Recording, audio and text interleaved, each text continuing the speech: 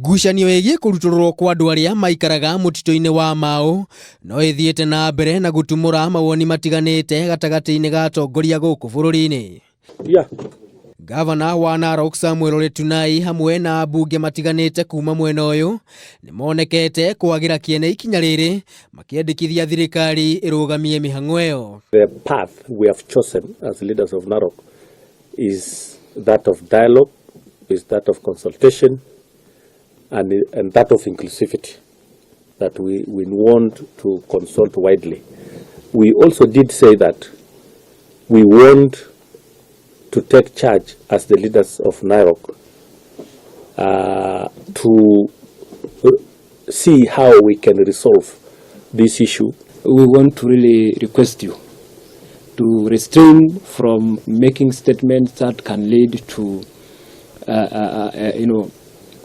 people unrest, because we really want to look for a solution and a lasting solution. Mwena-ini wake minista wa maai Simon Chelugui ni akuranite mihango eno temwe ya kiguni hari guthaitira maria maturigiceirie, akiuga thirikari no iguthie na mbere na guthaitira mititu itiganite guku bururi-ini. Miario iria inyititwo mbaru ni gikundi kimwe kia andu a ruriri rwa mathai kiria gikwaragia guku mucii wa Nairobi. We are championing restoration of all our forests, protection of our water towers. Of course, as government, we would want to do it in a humane way. We would want to do, there are those who may have gotten one way or another illegal documents, but as we will have to employ the same process that government has been doing.